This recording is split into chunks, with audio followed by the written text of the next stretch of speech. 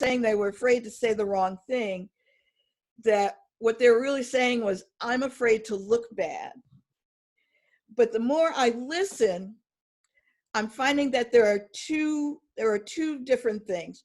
One is people are afraid to look bad. You know, they're afraid to look like they're not up to speed. And the other one is, I was in a group of older women. We were studying Martin Luther King's letter from a Birmingham jail. And they were all 60s, 70s, and they were saying they'd never been to, you know, they didn't come in regular contact. They were all suburban, and they didn't come in regular contact with Black people. And as I was listening, I started to realize that this particular group, what they were really saying when they were saying that they were afraid to engage with other people, was that now that they had been reading books like White Fragility and Ta-Nehisi Coates and so on, now that they had become aware of the pervasiveness and the everydayness of racism in even the smallest things, they just genuinely and sincerely didn't want to be in a space of Black people and add to it. And I thought that was really sweet. Because like I said, at first I thought, you know, you're just afraid you're not gonna. Oh, Dorothy. Oh, she's on the phone. First I thought, oh, they just don't want to look bad. They don't want to lose their, you know, their position in the hierarchy. But that, like I said, when I came to understand that they were really coming to understand the hurt that they can cause in the smallest gesture or the smallest thing they said, they just genuinely did not want to be a part of putting that out in the world. So there's too much white folks that are avoiding non-white people for fear of saying the wrong thing. And they think that there's this place where you get to where, like, now you're good and you won't cause any harm. So now you can go and interact with Black people. Life is, I say all the time, life is messy. It just is. You got to get in there, get egg on your face once or twice, and it's okay. The world's not going to end. I was telling somebody the other day about there was a call center that I used to work at. We called, we did market research surveys, and management temporarily hired a huge group of Spanish-speaking people because we had a huge pile of people who didn't speak any English. So they were all meeting to the left of me one day, to the left of where I was working, and they were meeting with our supervisor. She was from Puerto Rico. They were all speaking Spanish. And just to be, you know, if you know me, you know that I am sarcastic and over the top. If you don't know me, I guess I just come off as obnoxious. So I looked over and just being my, sarcastic self, I looked over and I said, speak English, this is America, And I said it in a way that I thought, people would know that I'm joking. And when the guy said, oh, I'm sorry. And he moved closer to the group. And 10 minutes later, it hit me that, he probably hears that all the time, and oftentimes that's followed by a threat of some sort, either a threat or dismissal or a refusal to serve or refusal to be taken seriously. And it wasn't that I needed them to know, no, I'm one of the good guys. I was just mortified that I had added that to their experience of being here. I mean, I really just wanted to crawl under, when I really thought about it, I wanted to crawl under a rock. They hear that all day, every day. And they come to work to do that, where they're invited to do their job, you know, and they get something like, you know, they also have to deal with something like that. I felt icky. So I went to the supervisor who speaks Spanish. She was from Puerto Rico, I mentioned earlier. And I told her, I said, please tell them I was just kidding. I would never want to be a part of them feeling out of place or any. Please explain to them that I was kidding. You know, I really sincerely wanted them to feel comfortable and that this was their space as well as mine, and that they're welcome. And, you know, I couldn't say it in English to the depth that I really wanted to get through to them. So I'm not sure if she did, or if she just thought, or maybe she thought I was just overreacting. I don't know. But Dorothy, are we recording? Okay. Dorothy's my Ed McMahon. All right, so I'm gonna have you guys do a little bit of work today.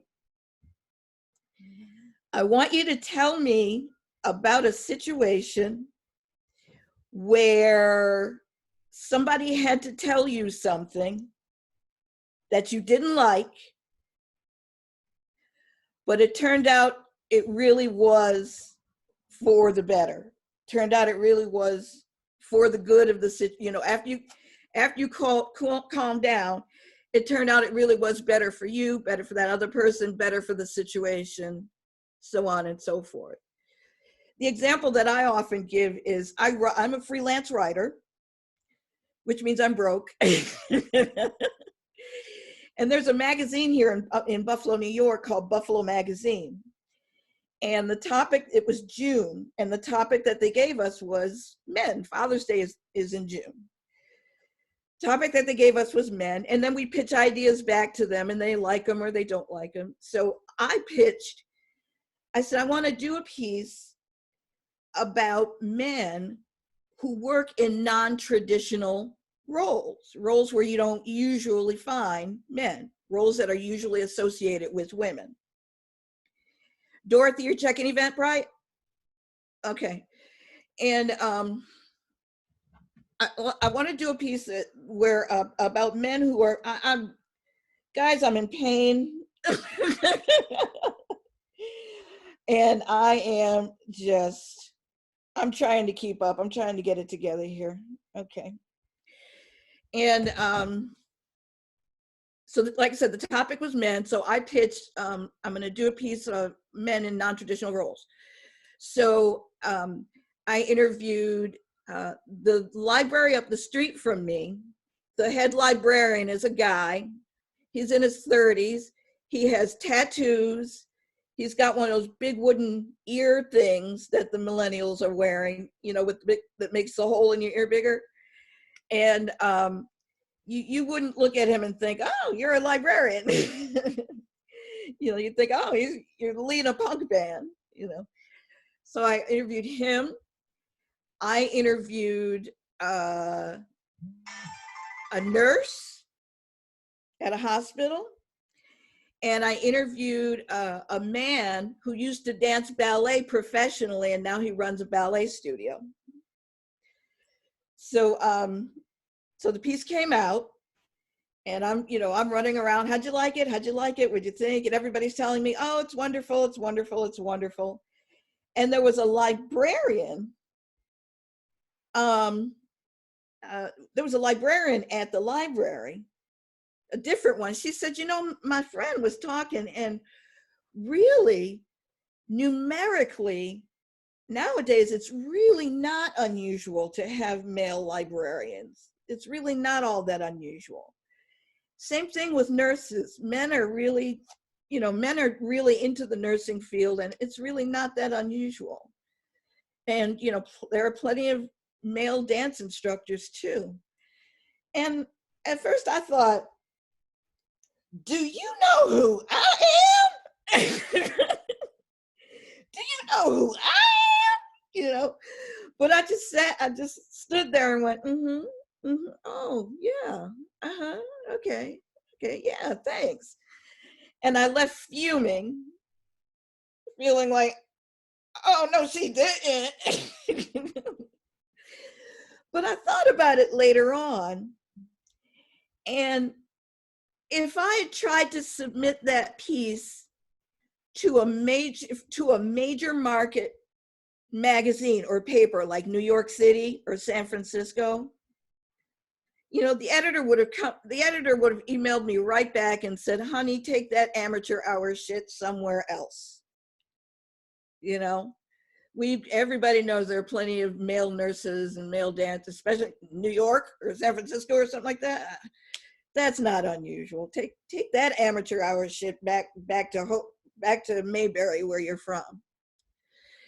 So she really did help me. She helped me to realize that I've got to think bigger. I've got to dig deeper, especially if I want to stay alive in the world of, you know, in the world of freelance writing. It's all about coming up with something original, something new, something eye-grabbing. And that really wasn't terribly new or eye-grabbing. It was good. Later on, if you want to go online and Google my name and Buffalo Magazine, you'll find the article.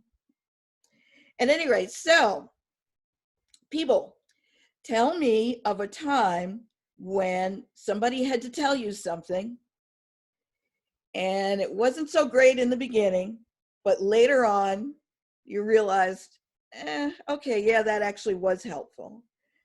Now, is somebody gonna volunteer, or do I need to start calling names? Okay, I need to start calling names. Let's start with Jennifer Choate. Well, Thursday, I asserted that I treated all my patients the same. I'm a physician. And you said, really, really, really? and that got me here. What did you thank you for saying that, because I've been thinking about that too. What did you see that was helpful as a result of it just made me doubt. It's something that I've always been proud of, but there may be some self-delusion in that. Okay. And I don't know the answer yet, but I want to look. Perfect. So then, you don't need to know the answer, but just that you took that and you went, okay, I can use this constructively and start looking. But then when I saw the title here, you know, saying the wrong thing, that really grabbed me. So here I am, and that's a good thing. That's perfect. I'm done. I'm finished, everybody. I'm going home. Thank you, Jennifer. Thank you so much for that. All right, let's go to Naomi Wolf, who is not a writer, who is a writer in Canada, sort of, but she's not that Naomi Wolf. Okay. Something where somebody had to tell you something and it wasn't very cool in the beginning. Yeah. Later on, it turned out to actually be helpful. Yeah. Years ago, about 20 or so years ago, I was in an intercultural studies course in Vancouver, BC. And it was at that time, it was kind of this really innovative, like partly in person and partly online courses. And we had to read each other's kind of like comments and stuff, and then respond to each other throughout the course. You know, we'd read material and then put on our thoughts about the material and blah, blah, blah. So I lived in Central America for 10 years, so I'm fluent in Spanish and have a deep connection to that region, in Guatemala in particular. And there happened to be a Latin American woman in the course. And at some point, I don't remember where it was and exactly what the response, why I put this in, but I made a comment like, I love Latin Americans. I thought it was like really big compliment, right, at the time. Mm-hmm. And another woman in the course who was not Latin American, who was not part of that specific conversation, just lambasted me. I mean, she just went right into me about what does that even mean and how stereotyping it is. And do I love like Augusto Pinochet, like, and he listed out all of the Latin American, dictators and all kinds of incidents in Latin America. Do you love all those Latin Americans too? Like, what do you mean when you say that? Well, of course, immediately I became extremely defensive because I have no, I guess what Robin DiAngelo would call racial stamina, right? Okay. Being called on my shit. I'm accustomed to getting by and being comfortable. Mm-hmm. And so, then of course I was like trying to, through the course, and everybody was reading this, like everybody in the course was reading this whole thing that was unfolding, including the facilitators, and the facilitators were trying to let it unfold and let it be a learning opportunity for everyone. Uh-huh. So anyhow, eventually I was able to, step back from it and realize that she was absolutely right. Yeah. And so it was too broad, or was way too broad, and it's kind of like saying, oh, I love Canadians. Well, what does that mean exactly, right? It's very stereotyping, it's very generalizing.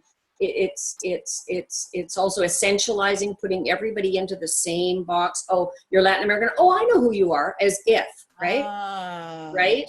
Uh-huh. That sort of big generalization. So it was a very deep learning experience for me. What was interesting about it, and I just want to fast forward about 6 years later, I happened to be facilitating some workshops in Vancouver again. I don't live in the city of Vancouver. I live on Vancouver Island, so I had a journey to get there. And there happened to be another workshop in another room later that day that I thought, oh, I might attend that one. So anyhow, I facilitated mine, and then I walked into the room, and it was and I couldn't believe it. It was the woman who had, really attacked me online, what I've experienced as an attack. And she was facilitating this workshop. Yeah. And so, I went, I said, oh, hey, I don't know, maybe you remember me. And she goes, no, I don't think I've ever met you before. She had no idea who I was. Yeah. And that was a whole other layer of learning for me. Uh-huh. Because she is a person who's quite marginalized person.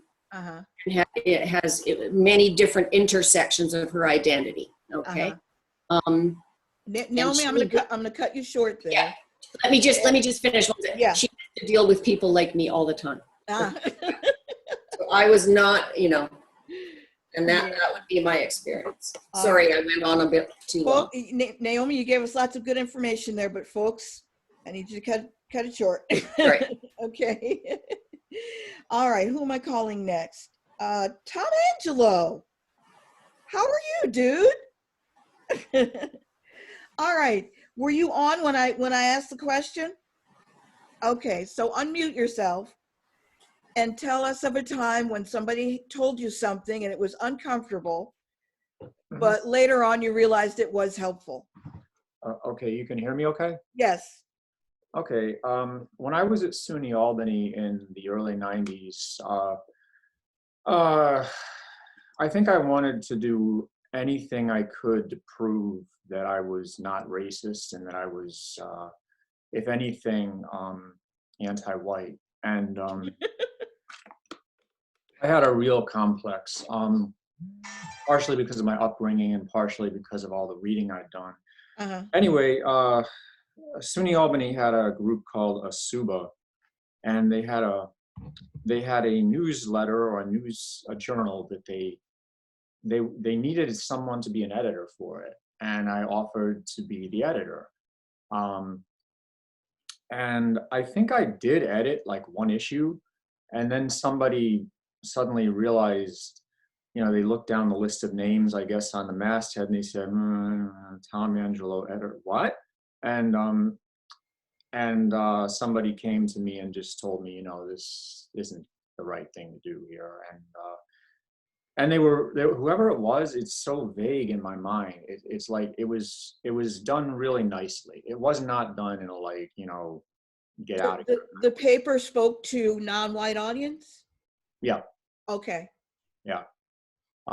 But just my, you know, and that's why I realize in retrospect, I really didn't have any business editing it. At the time, I did so many things wrong back then, so many things that I just look back on and I just want to, as you said, crawl under a table and just, Don't beat yourself up too bad. When I got in my 40s, I look back at who I was in my 20s, and I wish I could go back to everybody who had to deal with me and say, listen, I'm sorry. I was so self-righteous and I knew so much. And I really do. There are a lot of people older women who tried to tell me something for my own good. And I was all full of feminist fire and brimstone. And, uh-huh. you know, now I wish I could go back to every one of them and say, I'm sorry you had to put up with me. Yeah. How about Shariel?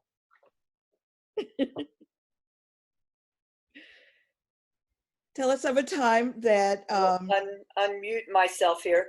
okay. I was, when you first posed the question, I had a hard time thinking about, a time that someone told me something that at first I didn't take it well, and later it turned out to be okay. Mm-hmm. To finding something exact that sort of fits this scenario. And I guess the one that I came up with was really as a young child, teenager, I thought I was very open-minded and accepting and come what may and take everything as it is. And it was my father who caught me in a conversation one time, not really caught me, but jumped in on a conversation and was like, for someone who's being very open, you're very judgmental. And it was, we're talking, 40 some years ago that conversation took place. And for the rest of my life, not every day, mind you, but just really, it made me start to realize that maybe I'm not as open-minded as I thought I was. And that it was like, oh, I'm open-minded, but you're not open-minded, kind of a scenario. And it really has stuck with me to not, to continually to work on that, in truly accepting all, as much as I can possibly accept in my life. And not close myself off because of my own self-judgment. Okay. I don't know if I'm explaining that. I get it. Everybody get it? Okay. So it's just, you sometimes you really think, that you have a worldly view and that you understand the world, but it's still always from your own lens. Yeah. And it's a matter of feeling that openness to truly keep growing and learning and being accepting. Right. And that comment that my father made is something that had always just stuck with me to keep me on my toes. All right. Excellent. Thank you. Somebody taking advice from their dad. All right. All you dads out there. I'm going to call on Dorothy Avery.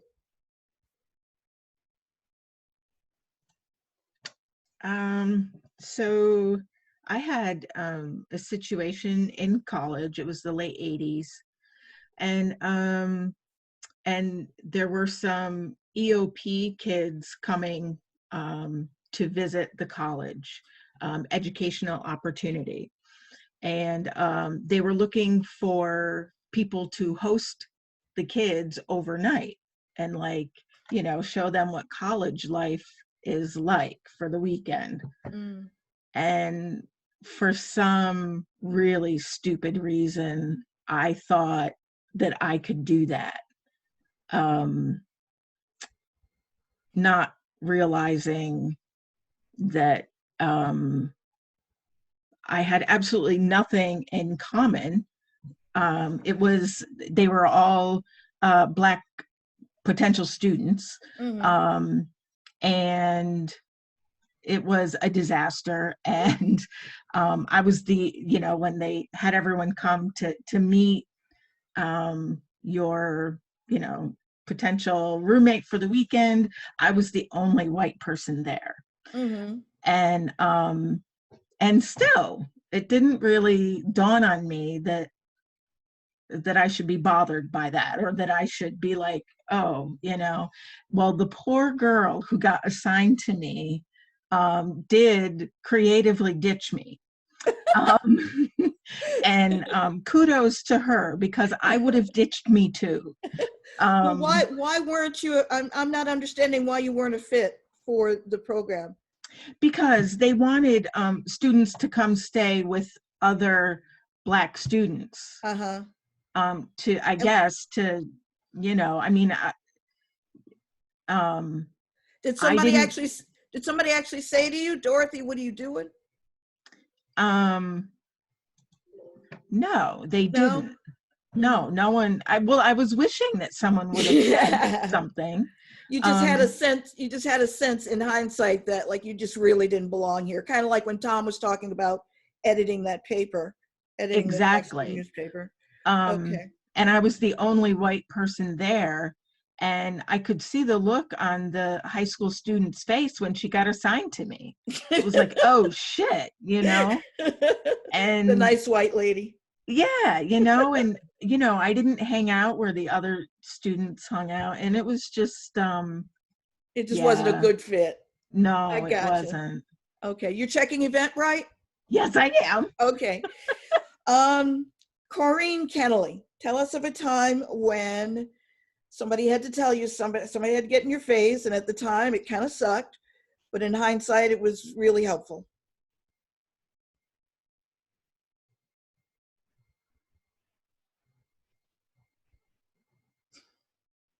Corrine, you're still muted.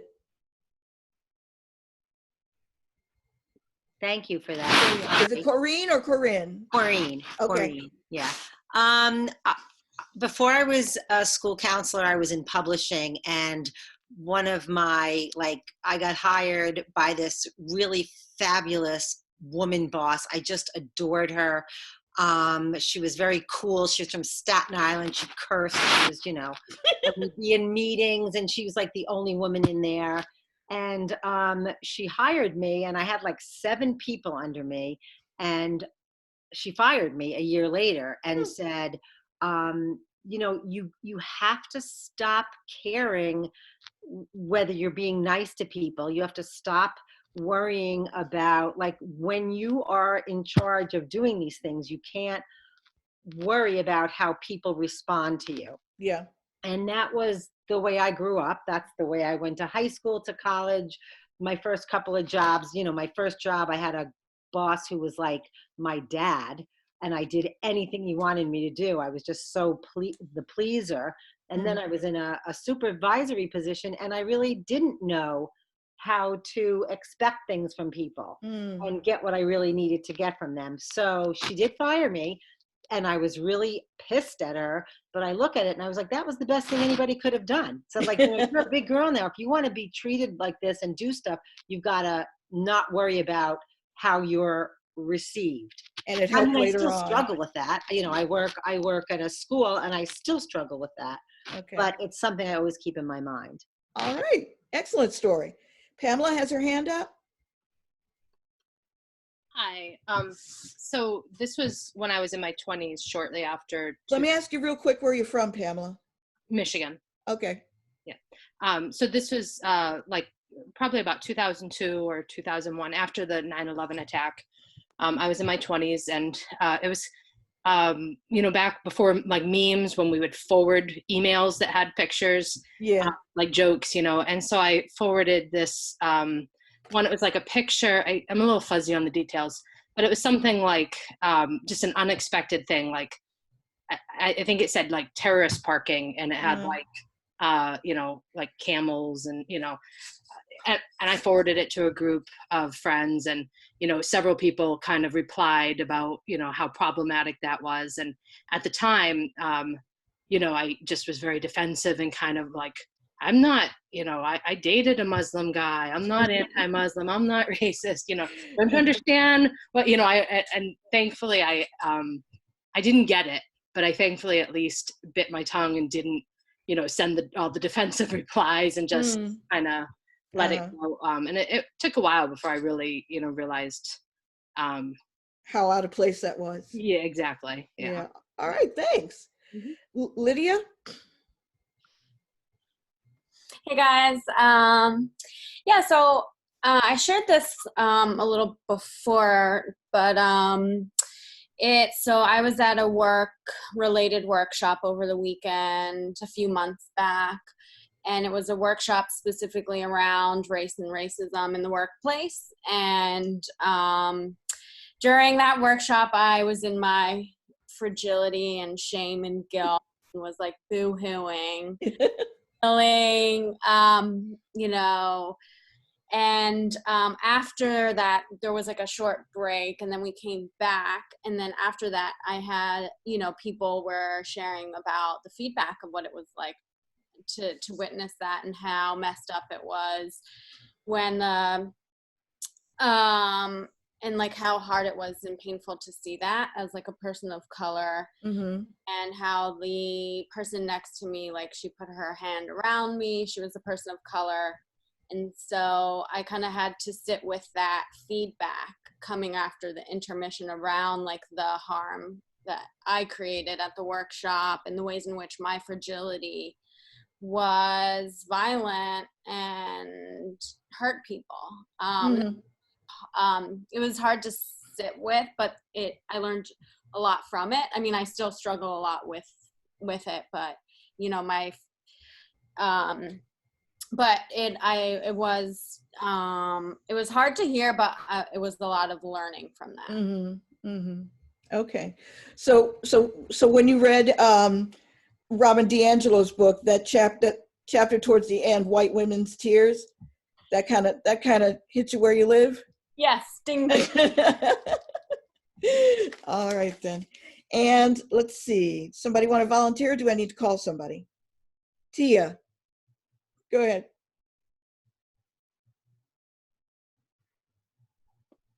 You're still muted, Tia.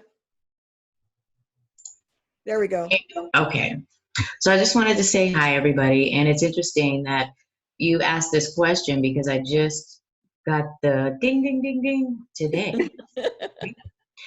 So I, as most people, have attended a lot of workshops around bias and have gone to several. And with my job, and I have a coworker who goes with me for work and outside of work. She happens to be a white woman. And in these workshops, at the end, I keep recognizing that all of this information is wonderful, it's useful, but there's a point where, it needs to go a step further. Like, what happens after this? You get all of this information, and now what? And so I'm stuck there, and I'm saying to people like, some healing needs to happen. This is not happening, and I want to do this, and I want to create these workshops, and blah, blah, blah. And I said that at every workshop, and people got it, and they understood. And my friend said to me, she said, it sounds like, based on what you keep saying, is that you need the healing, right? And I was, no. No, I mean, the world needs love, the world needs healing, right? So this is what I'm saying. And today, I actually recognize that she is absolutely right, that I'm walking around wounded from all of the things that have happened to me, all of the things that have transpired, that I'm really walking around with all of this. And I didn't have an out. And she said that was my way of asking for help and wanting to help other people. And I think she's absolutely right. And today is the day that the light flashed for me. and having a conversation with somebody else about this, the light bulb went off. So I had to call her and tell her, thank you so very much. That was brave. I didn't get it, but I got it. And Uh, you're right, I need healing, but I still believe, and it's absolutely true, that we all do. yeah. And so I still am going to take the initiative of doing this, but knowing that it really is around my own healing. Yeah. And so that's what happened. All right. I just thought of another example from my life. My first year in college, one of my English classes, I had to write a paper, and the paper that I wrote, the teacher, the lecturer gave me a really low grade, like a D or something like that. And I said, you know, I showed the paper to everybody saying, you know, what is she thinking? This is a good paper, right? You know, and nobody was saying, yeah, Nanette, she's wrong. This is a great paper. You should have gotten a better grade. They were all saying very neutral things. And I just kept passing the paper on to other people until somebody would tell me what I wanted to hear. And I was talking with the professor, and she said something about, it was full of a lot of really great ideas, but I had never actually learned how to write a paper, you know, with some structuring your ideas, following them through, proving them, closing your loops, closing any loops you might have started. I just had 2 random pages of a bunch of good ideas. And so all of those people that, you know, didn't come back to me and say, yeah, Nanette, this was great. That teacher was so wrong. I mean, now this is what I do. I write for a living, and people tell me it's good. And I couldn't be where I'm at now if that professor hadn't said to me, Nanette, no, this is not how it goes. It was a terrible ego blow because, like I said, it was full of a lot of good ideas, but just a mishmash, jumble, blah, blah, blah, blah, blah. All right, and I'm going to call on one more person. I want to call on one of these people that is not showing ourselves. Fred Dewey, are you there? Can you unmute yourself and give us an answer? Alfred, here he is. Here I am. Yeah, can you hear me now? I can. Okay. Well, I just got some feedback on Friday that really bothered me, and I'm still processing. I found out through my board that some of my employees are not happy with me, but there weren't any specifics. So I need to engage with them and find out what the specifics are. But I feel like I have a really good relationship with the people on my staff, and it turns out that there are some issues in that relationship that I need to work on. So that's the feedback I got recently that I'm still sitting with. Okay, that's really good. That actually kind of goes into one of the points that I wanted to make. I was talking with, I think I mentioned this on another call earlier. I was talking over Facebook with a guy who is one of the editors at one of the magazines that I write for.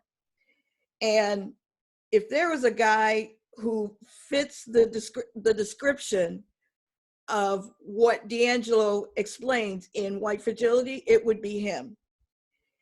Every time we get around to talking about race, he starts talking about, well, yeah, I know we moved to the suburbs, but my parents were good people, and I treat everybody fair, and every single time, anything I bring up, within 2 sentences, we're talking about him and what a good person he is, and how he is not affected by racism. So I was chatting back and forth with him on Facebook, and he was editing something that I had written around White Fragility. So he did the editing job, and then he said, but he threw in a whole lot of extra comments that I didn't ask for about what a good person he is. And I said, I said something else. He said something else about what a good person he is. I said something else. And he said, I told him he said, he named a Black person that we both know. He said, well, if I'm not open-minded, why was so-and-so at my house for 4 hours and we talked about everything and everything was great? I said to him, if no non-white people in your life are challenging you on your racial views, that does not mean that everything is cool. That does not mean you are hitting all the right buttons. What it means is that they are actively engaging the rules of engagement for right fragility, and you have put out such a vibe that it is clear that you won't be challenged. Does that make sense? So Yeah, it does. I want to give that to you guys. If you have no people who are challenging, now Robin DiAngelo says we are born in a racial stew. We are born in a racist stew. So if you got, like, again, if you've got non-white people in your life who never challenge you about anything you say or do on racism, it's because they have learned that whatever it is that they value in your relationship, whatever it is that has value to them, that would be jeopardized if they brought it up with you because you're too sensitive. I want y'all to really chew on that now. Because I've been saying a lot, I always say in these sessions, people are always asking me, what should I say? What should I do? La, la, la. And I'm always saying, listen, oh my God, just listen. You will get into less, for one, it's just practical. You'll get into less trouble if you're listening more, as opposed to talking so much. But, so when I talk to this guy that I'm talking about, he starts talking about himself and, and how he's a good person. And I just stand there and go, yeah, well, yeah, I could see that. Because he's made it clear to me that he is not open to hearing anything else. And I'm not here to argue. He's not that important to me. And I can't be bothered. So, and So it so seems I like, said, if I could comment on that. yeah, So Heather, I'll come back to you. we have to do more than listen. It seems like we have to actively solicit feedback if we want to learn, right?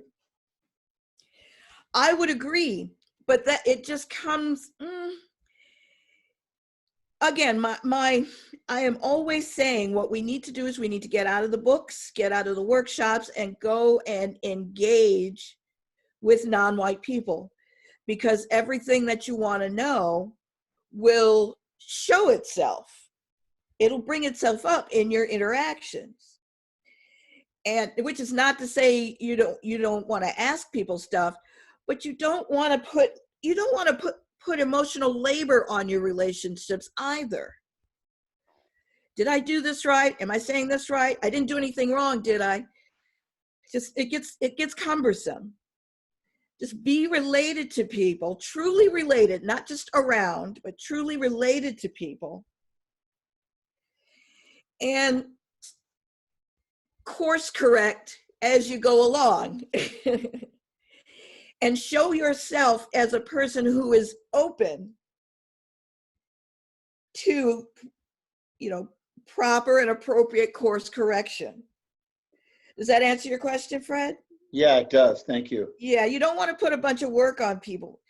But first, before, a friend of mine, her mother read this book a white friend of mine, her mother read this book on my recommendation. And the first thing she did after she finished it was she picked up the phone and she called me and she said, Nanette, I haven't done anything like that. I haven't been like that to you, have I? Instead of, wow, I want to look at some, as a white person, I want to look around in my life and see where and if, I manifest this.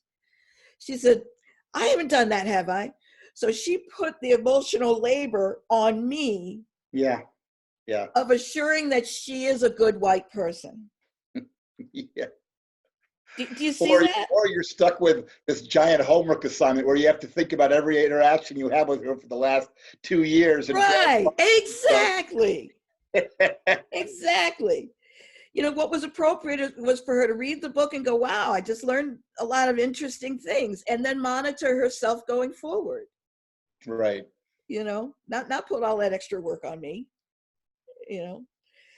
Anyhow, Corinne.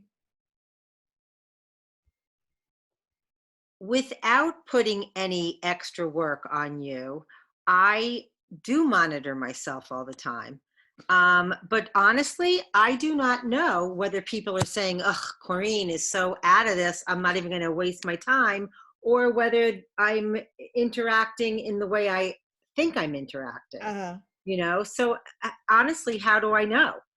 I mean, if somebody doesn't tell me who I think, I don't want to have a superficial relationship with my boss who is Black. And I'll say, one time she said, oh, I feel so comfortable with him. I'm like, wait, do you not feel comfortable with me? I asked that question because I thought that's the relationship we had. Mm-hmm. And I would ask that to another person if they were saying how it's a tricky environment and this person makes me feel comfortable. I want to know, well, do I not? Because I would like to repair that. Mm-hmm. I don't know if that's your description of putting emotional labor on somebody, or whether it's being intimate with somebody. Mm-hmm. So how do I know which one it is? All right, for one, I am learning, especially I have tenants upstairs. Mm-hmm. And this is my first time being a landlord. I'm that family member that always needs a couch to sleep on for a few weeks so I can get it together. Then my mom died and left me a house. Now I'm a homeowner and a landlord. Mm-hmm. It's still blowing my mind. And the other day I went upstairs to do something, and the missus wouldn't let me in. Mm. And we went back and forth, and she finally let me in. And what she told me was that I'm up there all the time. I'm in their space. It's just too much of me. Mm-hmm. Because I wanted her to know that I'm not just the landlord, I'm your neighbor downstairs. So I buy gifts for her daughter. Adorable baby. Oh my God. I buy gifts for her daughter. I bring candy for her daughter. When she first moved here, I got some clothes out of my closet that I don't wear, and I gave them to her. Sometimes I'd go up just to say hello. When she first moved in, her husband drove long-haul truck, so I knew she was up there by herself. And I just wanted to let her know I'm available. I'm your neighbor. I'm not just your landlord. But, last time I was up there, she kind of had to tell me, look, you were just all up in our space. Why don't you back off, for crying out loud? And I told her, I really thought I was, to such a degree that now that I actually have to get in there to do a landlord thing, it's a big deal. Now she wants written notice and 24 hours and blah, blah, blah, blah. And that wasn't so good. That wasn't so good to hear. I thought, I was being a good person. That's not what they want. They just want to pay me their money and be left alone to live their life. Mm-hmm. But I'm thinking, are you saying that that's the way it is with my boss? I was just about to say, back to you, Corinne. Mm-hmm. Not everybody wants that. Mm-hmm. And it's okay. Right. Then it becomes, well, what's wrong with me? What am I not doing right? How do I get it? And it's all about you. You know what I'm saying? Mm-hmm. Mm-hmm. And people have a lot on their plate that they're dealing with.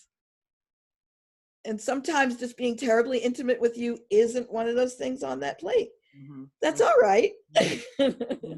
Right, but I'm thinking like in the and maybe it wasn't specifically her. It was about how do I engage? I mean, I'm in a group. We meet once a month, and how do I engage if not to, I'm so careful because I talk a lot anyway, and I'm so careful not to do all the talking, as I don't want to be the white editor, you know what I mean? And so I don't know what, like, so at the risk of making a mistake, I do nothing. I just listen. Again, I say this all the time. I'm a broken record. Be in relationship with non-white people. Now, that is going to mean if there are 20 people in this room, there might be one person that you're intimately related to. Only one. That's okay. Those other 19 people they got kids, they got jobs, they got a boss on their ass, they got a mortgage payment, they got a baby daddy who won't answer the phone, owes them money.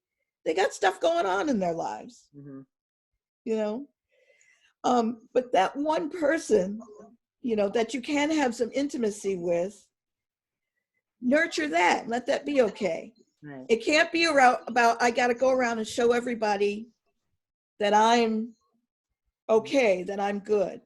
And that doesn't mean anything about you. It just means they got stuff going on in their lives. But again, in your intimate relationships with people, just like it varies from person to person. If you had gone to my great grandmother's house, you sit in your chair, you sit up properly, you use your napkin. She used to be a maid, so her floors you could eat off of. When we stayed overnight, we had to make our bed. You come to my house, you can put your feet up on the coffee table. I don't care. You can do whatever you want, So, and after having come to my house a couple of times, you figure out what's appropriate and what's not. Nanette, may I respond to Corrine? Yes. Who am I talking to? This is Tia. I'm sorry. Okay, yeah. Hi, Corrine. So Nanette is absolutely right in saying building relationship. And that's what's most important. The most important thing is that we are human first, not black nor white, but human. And so the relationship, the story that I told about the woman who was able to tell me about myself, she is a white woman. And the reason that she was able to do that is because we have built an intimate relationship. And it's not all about black and white, though we have those conversations a lot. But we also have other conversation about our family, about our childhood, so that's what you have to do. And your boss, or whoever it is that you're talking about, maybe you're not going to have a relationship with her, and that's okay. And maybe your relationship is just what it is where you are, but you must seek out someone that you can have that intimate relationship with, and not around color, around being a human being. Yes. And that will come to pass. When you have an intimate enough relationship with someone, those things happen organically. Yes. Right? So that's the most important. What Tia said. What Tia said is exactly what Nanette gave me once. Right? Yes. Well, it's funny. And the bottom line, it wasn't black or white. I was not listening to her, according to her, the type of respect you give a friend. Yes. And I will tell you, though, I've stuck my neck out a lot. I'm an activist, a bit of a radical, and I've dealt with a bunch of things. And I'm coming up with 3 things that really caused me embarrassment, but because I was willing to stick my neck out. And what caused me embarrassment was because I was called out on it. And in follow-up conversations with all 3 people, they're good about it. And I am so grateful that I had that degree of relationship. So they actually called me out on the things I said that offended them or they disagreed with. And if I hadn't stuck my neck out, I'd just be in a white echo chamber doing like fragility book. And that comes from being vulnerable, allowing yourself to be vulnerable, allowing yourself to be transparent. you know, as a human being, nothing else. And I don't want to belabor this. What Tia but said. I thought we were doing that. Like, I thought she and I had that kind of a relationship because, you know, we meet once a week. We sit in our office. We talk about everything. And when she said this other guy, like, made her feel like he really got it, I was like, oh, wait, I don't feel like that. Like, I thought I was that person. And clearly, I think I'm so afraid of assuming, of trying to be intimate's not the right word, but like a real connection. Yeah. That I guess I assumed I was, and I Maureen, wasn't. let me cut you short. Okay. Let it go. Oh, I never let anything go, ever. This is all about Corrine and what Corrine wants. Yes. Yeah. You're right. Okay. Yeah. And let it go. Yeah. You're not going to be that tight with everybody, black or white. It doesn't even matter. Oh, absolutely. You know? Yeah. And Tia perfectly bottom lined what I was saying. You know, oh, Tom, love your cat. Oh, it is within our relatedness that we get to learn what's appropriate and what's not. But first is the relatedness as human beings. So if I was you know, I'm a big girl. Y'all don't even know. I'm a big ass girl. And if I came out of the dressing room, you know, wearing some little hoochie mama shorts, you know, and I said to a person walking by, you know, what do you think? She would say, oh, yeah, okay, yeah, those are nice. And I would be like, ah.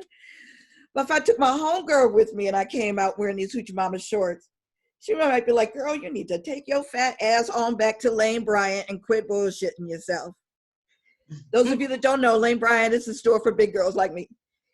You need to get out of them shorts and take your ass on back to Lane Bryant. Stay in your lane, girl.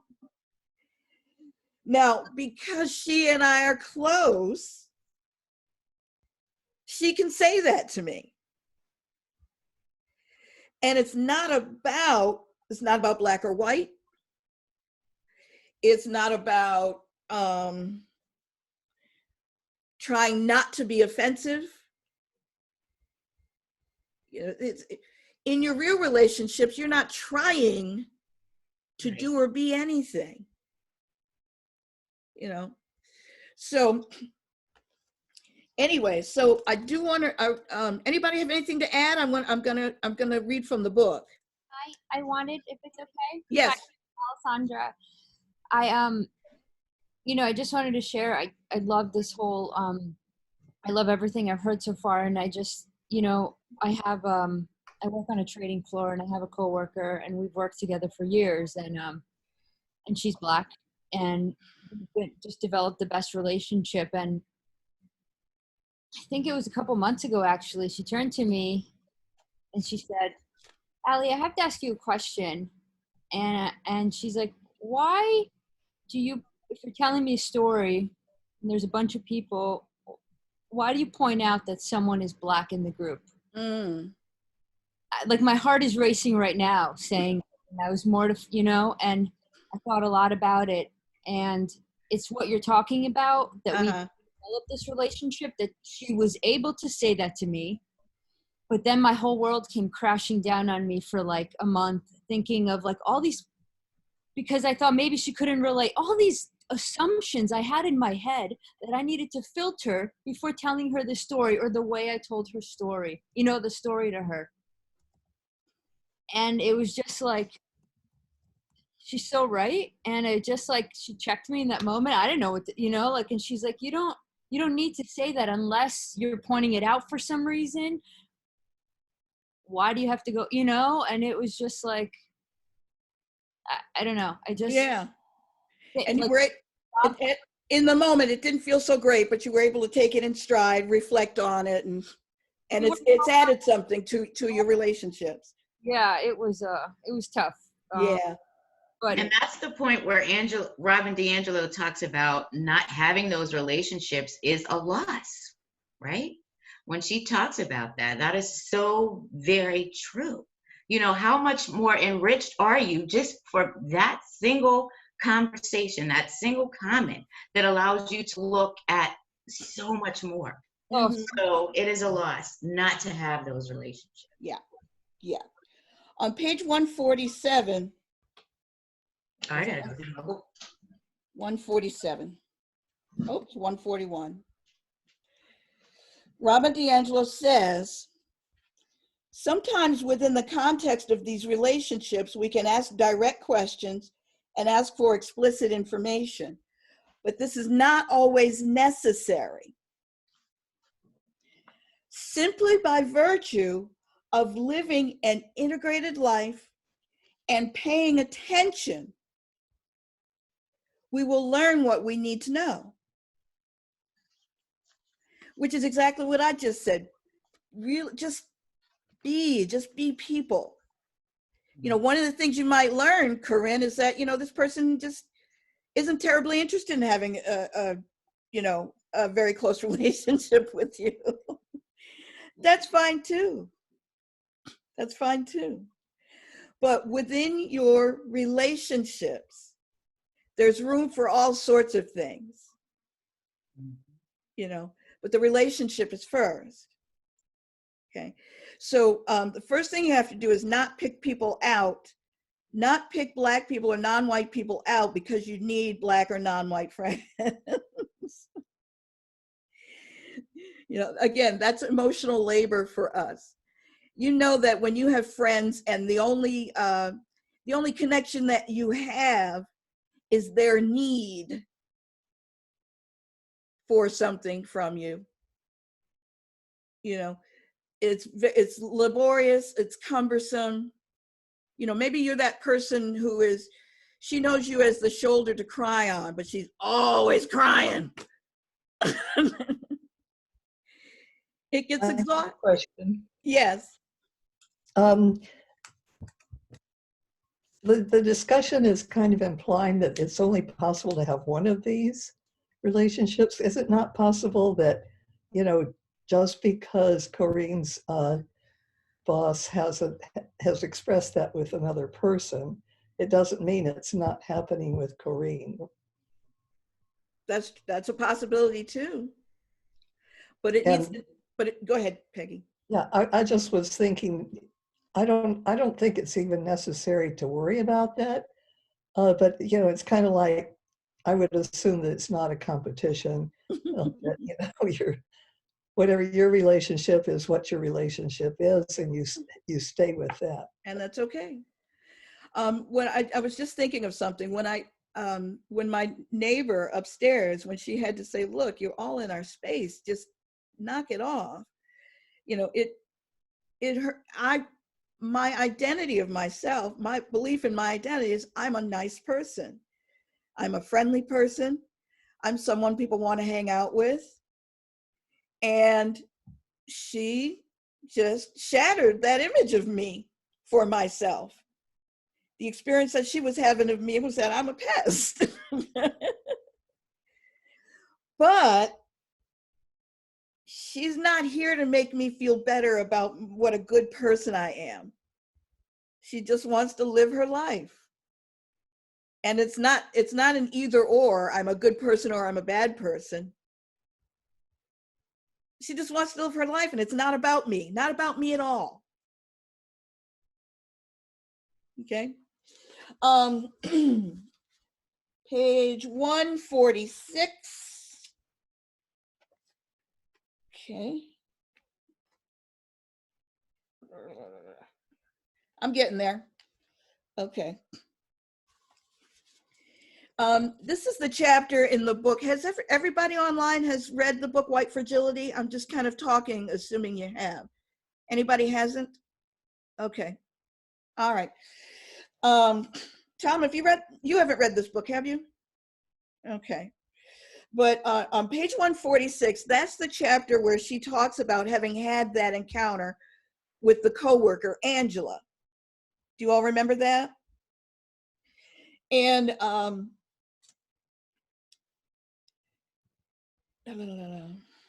it wasn't the end of the world. what I regret that it cost, while I regret that it came at a cost to Angela, Angela's having to sit her down and give her feedback. So it came at a cost to Angela. Angela had to do emotional labor, is what she means, to correct her. While I regret that it came at a cost to Angela, it wasn't the end of the world. Many people of color have assured me that they will not give up on me despite my racist patterns. They expect that I will have racist behaviors, given the society that socialized me. We're all swimming in it. And here's the important part. What they are looking for is not perfection,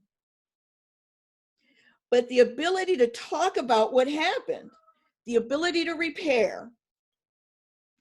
Unfortunately, it is rare for white people to own and repair our inevitable patterns of racism.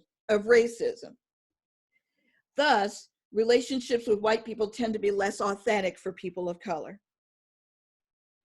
And me and Tia are the only two Black folks up here, so I have to ask Tia, is that true? There are some relationships that just aren't terribly authentic because you can't say what you really want to say. Right. That was me and this editor. He's walking along thinking everything is great, but really who he is being is a space such that I can't tell him,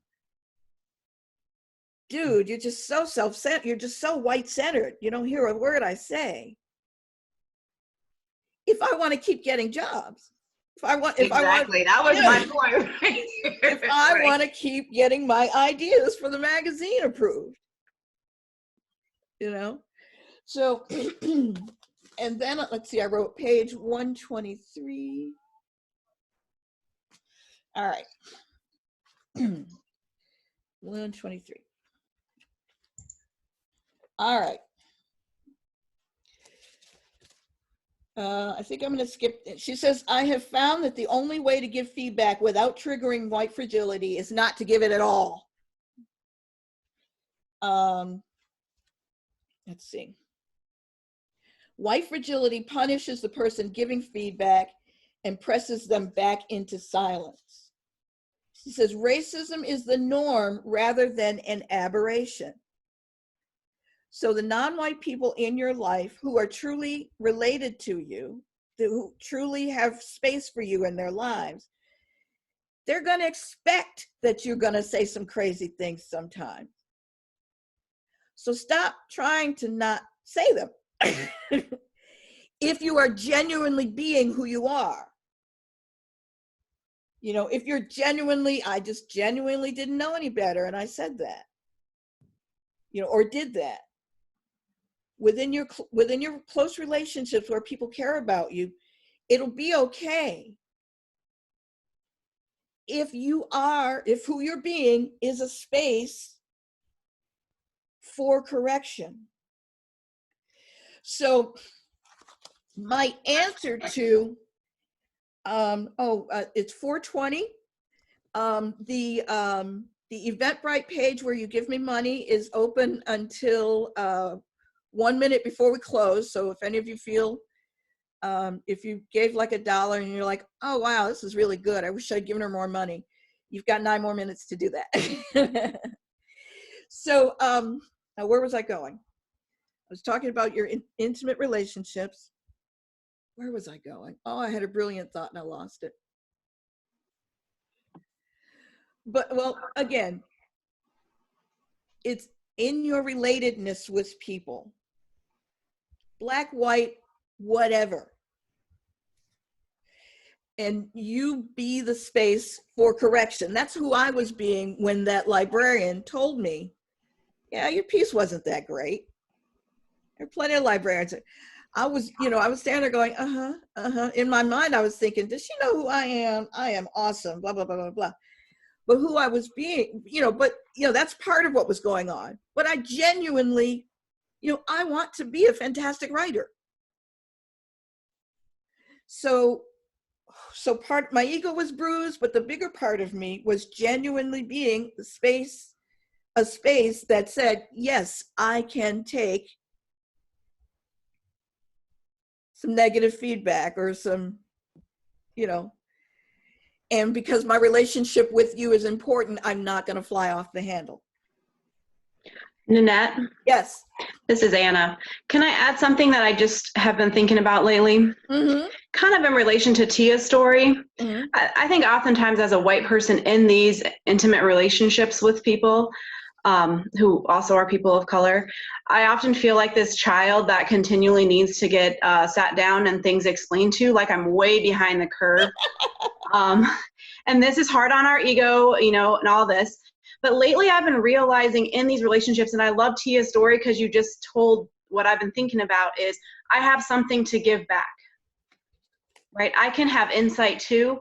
And I just had a conversation with a friend. We were talking about, we're in grad school together, and she said something about like, well, I only got into the program because I'm Black. Mm. And I turned to her and I said, oh, hell no. You got here because you're smart and you worked hard. Heck, you are twice as smart as I am because you're succeeding in a system that wasn't built for you. Mm. You're succeeding in a system that has disadvantaged you over and over again. We're all drinking the Kool-Aid and we need to spit that out. Like, you drank the Kool-Aid on that one, my friend, because that's bullshit. And she was like, oh, okay. And all of a sudden I realized, like, I have something to give back too.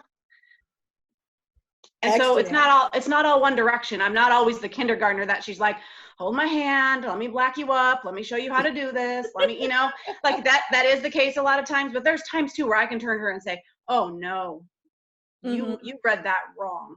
Mm-hmm. And that's because what this relationship should be like, really, if it's intimate. I don't know, does that make, am I hearing you, Tia?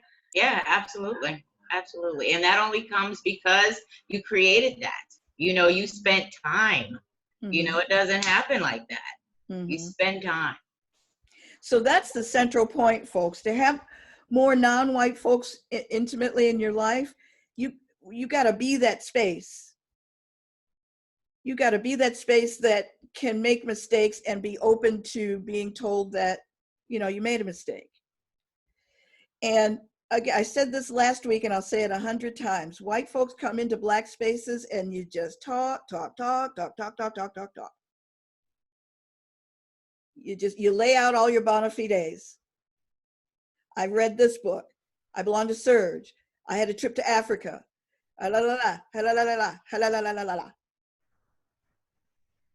Just, and you're taking up the whole space, and we're going, yeah, Really, we mean, so what? And it's interesting, you know, when my friend, she does that, and I'll be like, would you just be quiet? We've gotten to that point where it's like, shut up, okay? Seriously. And she can do the same with me and my stuff, because we all have stuff. It's just human stuff. Yeah. And this black and white becomes, because we are in the society that we're in, it's a large part. But the underlying thing is we're all human, period. And this is something I think is a gift, so that we can transform into something better, into a better human being. It's a process. That's all. We're learning. We're learning. And we get to learn about ourselves more than anything else. And again, it's all about the relationships. It's all about being related. And that's true whether we're talking about Black people, white people, Asian people. None of that really matters, honestly. It's just about getting into that person's life, listening to them, and being the space, like I said, continually being the space that they know they can say something to you if need be. And then you don't have to be afraid of saying the wrong thing. This is your friend. My friend can tell me, girl, take them hoochie mama shorts off and take your ass on back to the mall, walk into Lane Bryant, do not pass go, do not collect $200. And it's got nothing to do with Black or white. We're that tight. And if it does have something to do with Black and white, you've built a relationship where you can have that open, honest conversation and not feel anything other than open and honest conversation. It may be uncomfortable, but you have uncomfortable relationships with other people that are white, and you work through them. That's just what you do. Boom, what she said. What I open to, I am a big believer that anything can be repaired. You know, I might be a little naive about that. I take a lot of chances in my relationships with people. You know, especially if it's somebody who's important to me and somebody I really want to have around. I will take the chance to give you some bad feedback because I can't walk around being fake and holding on to that. You know, so one of the things that I say in my workshops is for a Black person to come to you and correct you about something, that means you matter in their lives. That means yours is a relationship that matters to them. Because and they just can't walk around being ingenuous around you. It's too much work. That's a gift, really. Because Black people, we've learned to just, yeah. Well, my mother used to say, skinning and grinning in these white people's face. Skinning and grinning in these white people's face. Robin DiAngelo calls it enacting the rules of engagement in white fragility. So again, I challenge you, if you got no non-white people in your life who are challenging you, that doesn't mean you got it all figured out. It means who you're being as a space is someone that they feel they can't bring the truth to. Okay, so having said that, don't run around to all your friends like my friend's mother did. I didn't do that, did I? Don't run around to you. Don't get off the phone today. Call up your friends going, I didn't do that. Or is there anything that I do that's blah, blah, blah, blah, blah. That's about taking care of you. Just be. And be the space that, you know, that people just in your being, people will know, well, you know, I need to say this, I need to say that. And that other day when you said or did this, that wasn't very cool. And here's why. And there are a lot of things that you're just going to do and say because you don't know. And that's fine. In your intimate relationships, it'll get addressed. It'll get handled.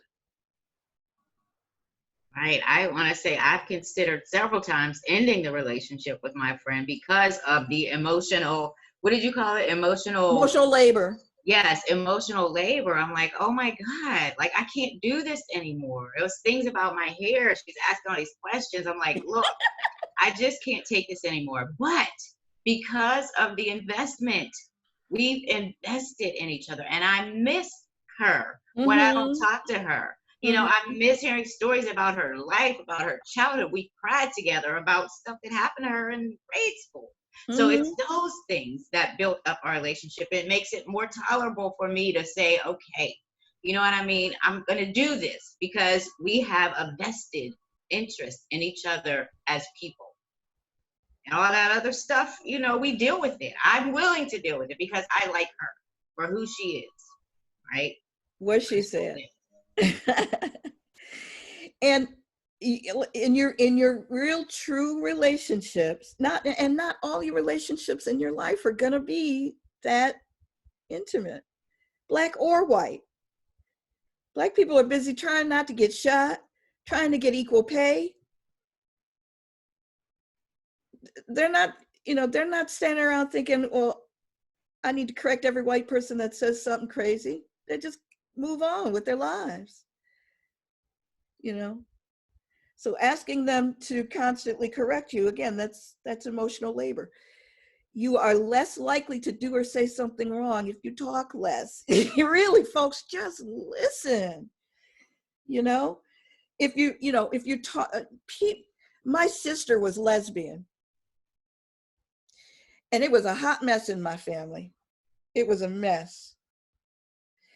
but nobody ever said jack about her around me. I didn't make a big speech. Just who I was being when such remarks were made it clear that I don't care what you think. Don't bring that mess around me. That's my sister. I didn't have to say it, but whoever I was being, people got the message, because nobody talked, I would hear so-and-so said this, so-and-so said that. Nobody said that crap around me.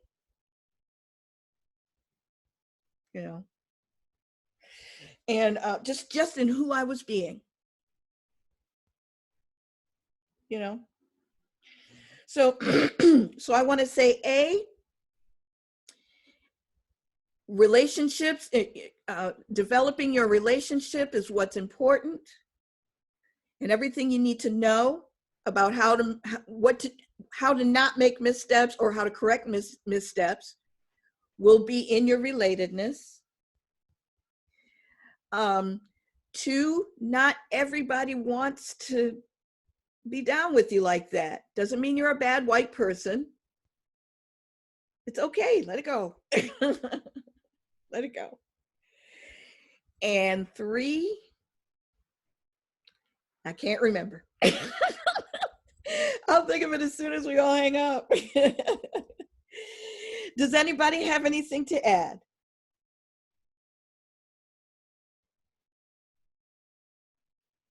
Anybody?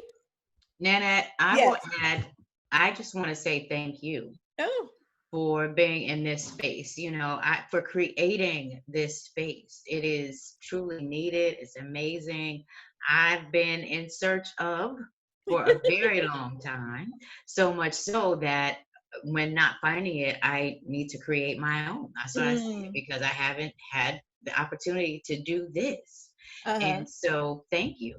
And thank everybody else for actually being here, having courage to participate in something like this, because we know it's not easy, but the willingness says a lot.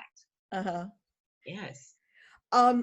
Again, does anybody have anything that's Alexandra Lopez? Nanette Massey. So I just want to thank everyone for being in this space. And it sounds like, that balancing of inviting different types of POC into our lives and balancing that emotional labor, as well as remembering the danger of a single story and that monolith, right? So, my Puerto Rican friends don't necessarily encapsulate what it is to be Puerto Rican the same exact way, just like me and my Black friends, me and whoever that is, right? So if we have a singular person, it's like, oh, my group is so diverse. But as you go through, like, oh, fulano esto, whatever, right? So it's different. So just don't make an assumption, cool, I got you unlocked. It doesn't mean that to explore in different spaces and whatever that looks like in academia or whatever, right? So just to kind of balance that and remember that danger of a single story, and also not to encapsulate everyone into a monolithic experience, because it's not. Like I said, you come to my house, you can put your feet up on a coffee table. I don't care. You go to my grandma Esther's house, you take off your shoes, you use your napkin, you make your bed. You don't put your coffee cup there. You put it on a coaster. And in your relatedness, you learn that. And like I said, if a person, here's 2 thoughts, my last thoughts I want to leave you with. 1, like I said, if nobody in your life no non-white people in your life are challenging you, that doesn't mean you have it all together. That means you are being the space to them that they feel like they can't say anything to you. And I advise you to work on that. And 2, in the relationships that really matter,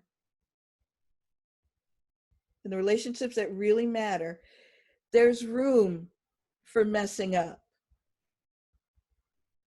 It's okay. If you've nurtured your relationship with that person, it can be repaired. We're not, Black folk, we ain't as fragile as y'all think. And 3, don't make it about yourself. Don't make it about everybody needs to know what a good person you are and that you're one of the good ones. Man, we got shit going on in our lives. We're not here to affirm you.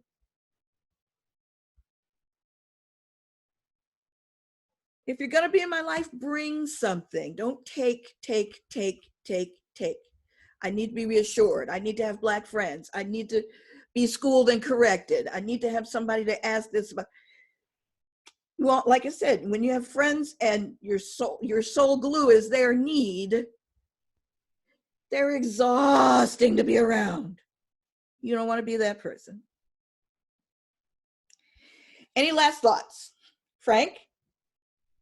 Oh, Frank's just saying bye. Okay. So I'm going to go ahead and officially close the meeting. Again, my thanks.